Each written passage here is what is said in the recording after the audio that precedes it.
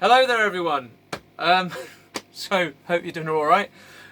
Yeah, thanks for the feedback this morning. I thought it was just probably a good idea to keep everyone busy and me as well, give us all something to do. Obviously the guitar weekend didn't happen, and lots of time in our hands now to practice new things, try things out. So I thought, yeah, just doing a few little videos like this might just be quite useful. And I thought what I'd do is just focus on different subjects at a time. And going through the list, which had some really good ideas, I thought the best one to start with. See, I've got written it all down. Look at this detail. I thought I'd start with just the BB box, which is like the major blues thing that a lot of people are aware of. Some people know about it, some people are not so aware of it. But it's a really useful thing to have in your playing or in your knowledge as a player to use. So I'll just give you a brief rundown of what it actually is. So we'll stick to the key of A. Now, for the purpose of these little instructional videos, I normally tune down half a step, as a lot of you know. I'm actually going to do it all in concert, so I've actually got this guitar set up. I've actually put 10s on this, which is really weird for me. But I've tuned it up to normal pitch like normal people. So when I say I'm playing in A, I'm actually playing in A rather than A flat. So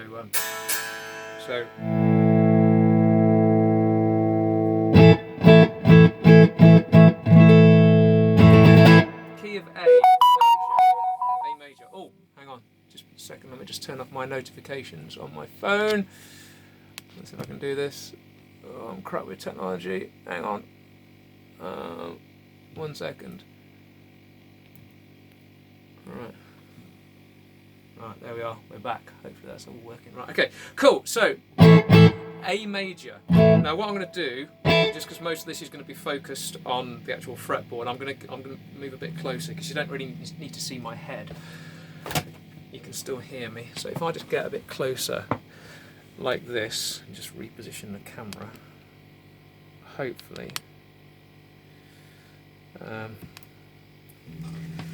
Right. Okay, so key of A major. Right, the BB box is basically, I'll just...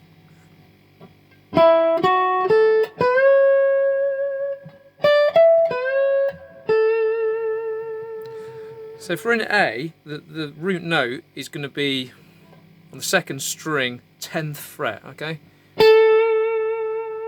So that's going to be like the anchor point. That's where you're going to keep coming back to as your root note, okay? And you've kind of got this bit that starts here. So it starts on the 9th fret, 3rd string.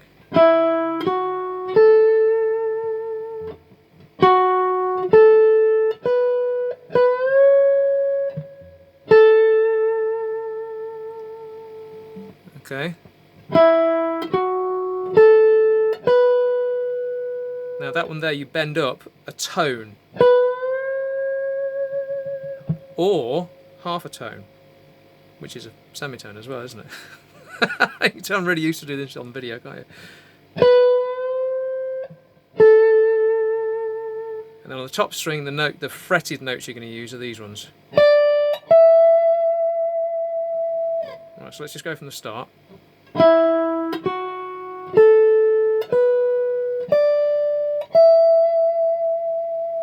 So they're the fretted notes.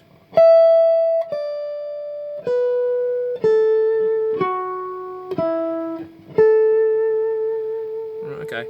The other one you might fret when you're using this BB box is this one here, which is the major third. Sorry, the minor third. Oh my god, this is going really well. Okay. Right.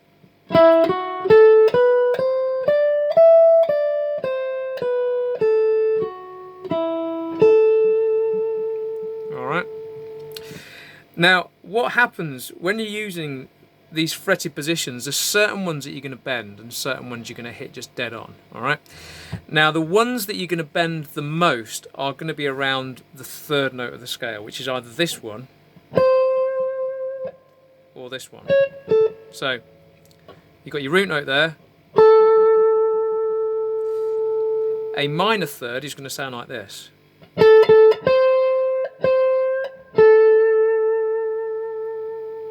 Right? But if you make that minor third major, I just bend in a semitone like that, back to the root. Okay? So here we go.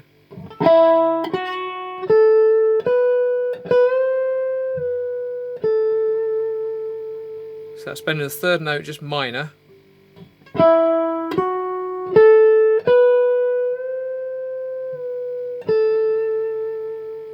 So you can either bend that up, or you can fret it there.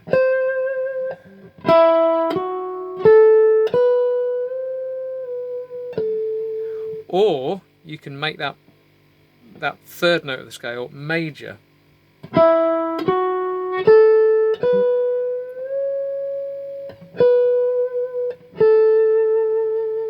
Okay. Hopefully this is making sense so far. Right.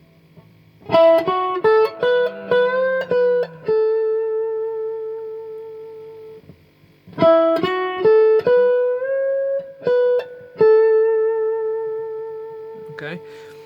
So the thing that makes this have its kind of bluesy sound is because you've got major intervals and minor intervals. So it's this whole thing of mixing the major and the minor. You know, that whole phrase starts off major, and the second part of it can be major or minor. So I'll do it all major. Here we go. That's all major.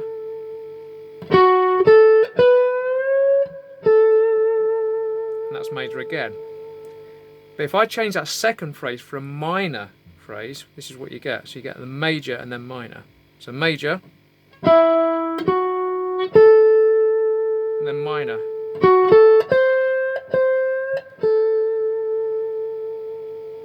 And that note there, you can either play it dead on or you can bend up to it. So you put that together and you get this.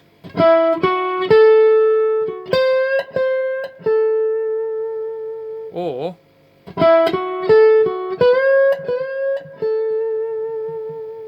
right. Now so far we've only used those two strings, right?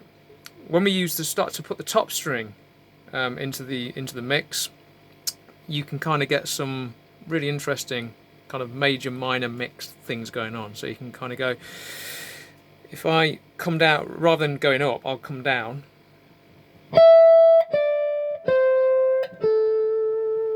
Right?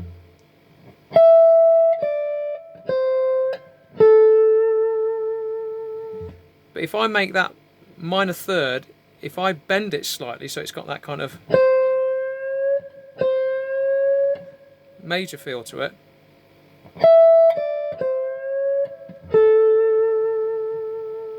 okay, do that again.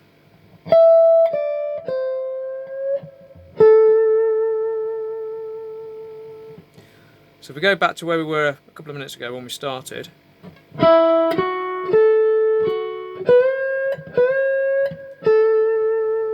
so that's all major, and follow it with this minor lick,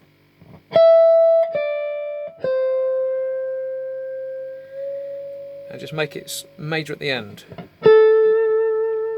Okay, so what you're doing is a lot of it centres around the third note of the scale, and it's like with all blues stuff, it's all based around that major and minor third, the tension between major and minor.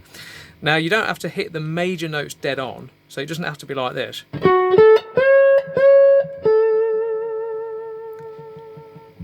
Sometimes if you hit them too dead on, it just sounds a bit too nice. So what you can do is you can kind of go,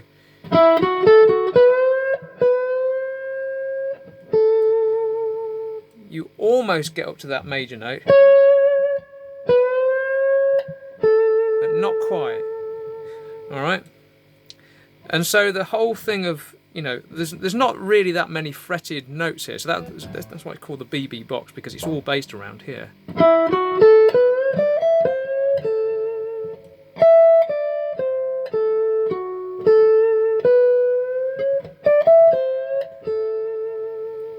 Right, and what you can also do when you're on the top string, when you're here, which will be the 5th note of the scale, because that's obviously your root, you can bend this up a tone and a half. Now this is, it's a bit of a stretch this, but hang on. I'm not used to being tuned up this high.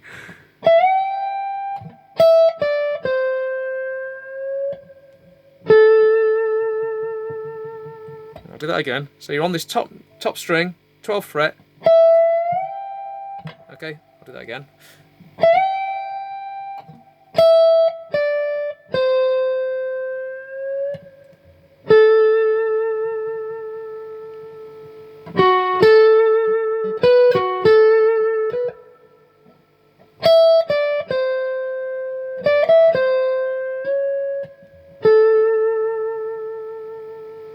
Alright, so hopefully that shows you the different bits of the BB box, and there is a few extra bits as well, but that's the main part of it. It's this kind of mix of major and minor.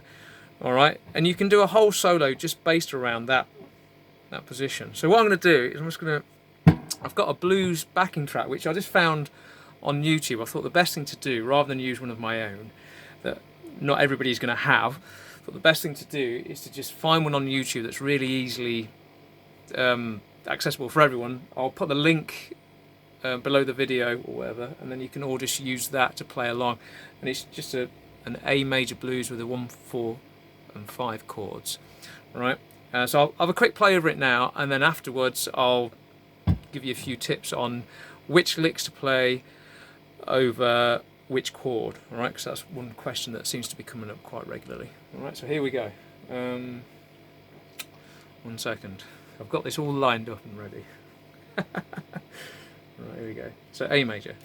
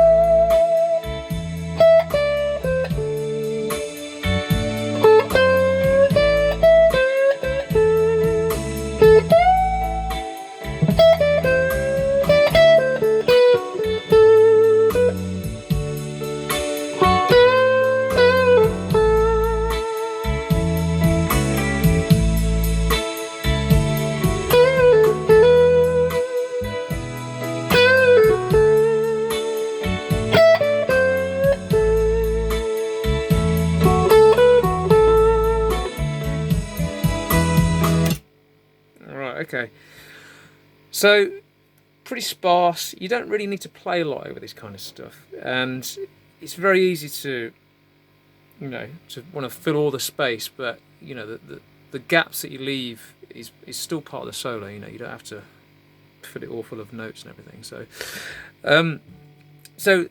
I suppose a question that comes up quite a lot is, how do you know what lick to play over which chord?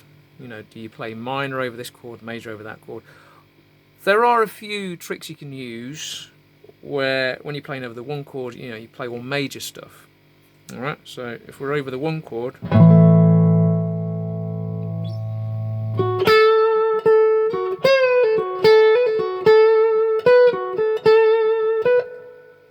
right, when you go to the 4 chord,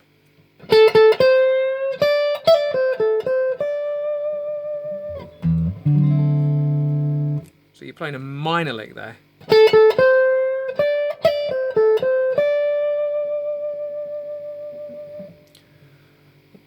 And then when you go back to the 1 chord, you go back to your major licks.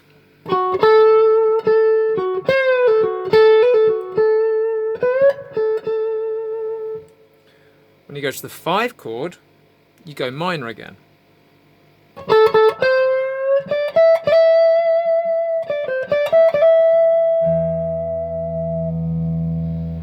Back to the 4 chord, minor again.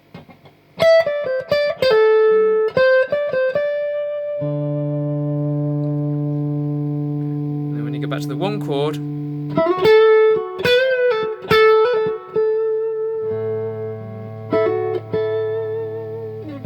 Alright, now there are a couple of basic guidelines you can use, but if you know, it can get a bit, you know, a bit stale if you're always sticking to that rule. So what you got to just try and do is over the 1 chord, just try mixing it up a bit. So like that lick I did at the start, where you've got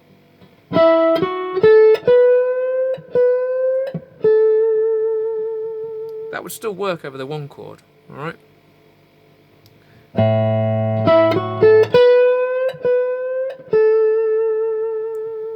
Because it starts off major, and it's got that little minor end to it.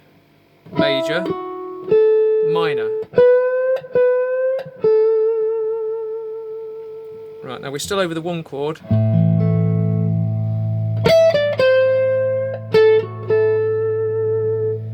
Right, that lick there starts off minor, but gets resolved with a major lick, okay?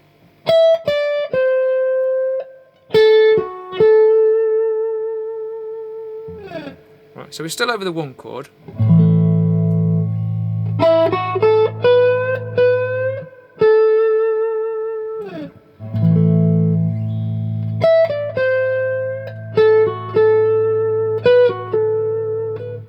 Right, when you go to the 4 chord, you can still play major. You don't have to play minor.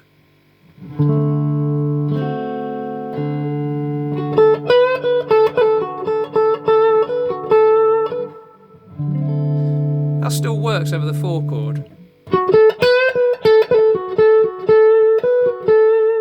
And that's completely major. Back to the 1 chord.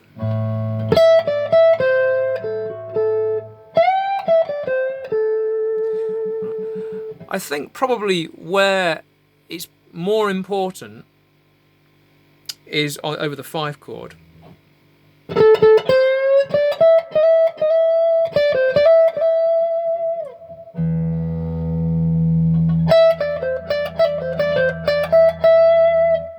To play a minor lick. And again, you know, these rules, they're not set in stone. You know, you've got to kind of just play around with it. And I know that's easy for me to say, and this is probably what you've been doing for a long time, playing around it, and you know, it's not quite sounding right, so you're not exactly sure which bits are working and which bits aren't. But one thing you can do, obviously with, you know, technology these days, is you can record yourself playing over a backing track and just listen back and listen to the bits that work and try and work out why is it that they work and why do they sound good. And then the bits that sound a bit funky or a bit dodgy, and trust me, you know, I mean, I do this a lot, but you know, there's still bits that I play where I listen back, especially when I'm writing, and I think, no, there's something not right with that. It just doesn't sound right, and then you'll figure out what it is. But you know, listening back to your own playing is probably one of the best things you can do, because you can critique your own performance, you know, and work out the bits you like and the bits you don't like. So there you go. So I'm just going to play a bit more of this backing track and play over it a bit more, all right, and play along.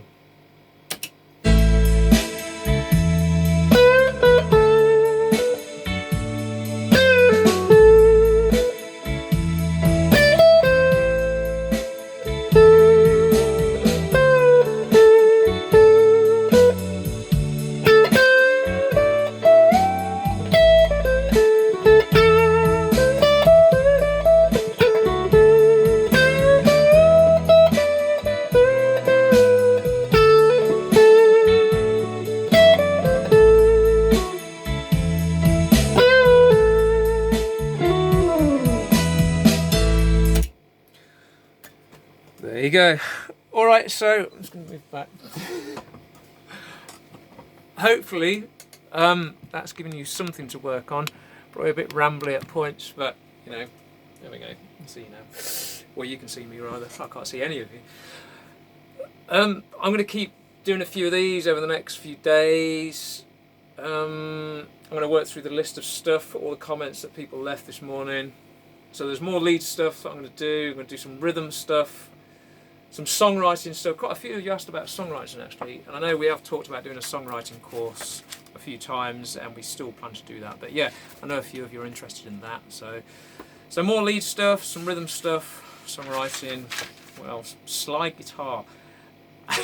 And of course sound, tone and setup. Quite a few of you are asking about guitar sound, how do you set it up, how do you get a good sound, how do you use the volume and tone on the guitar, favourite pedals, blah blah blah blah blah blah, all that kind of stuff. But yeah, I'll work through it and I'll put some stuff together. But any more suggestions, just put them in the comments below.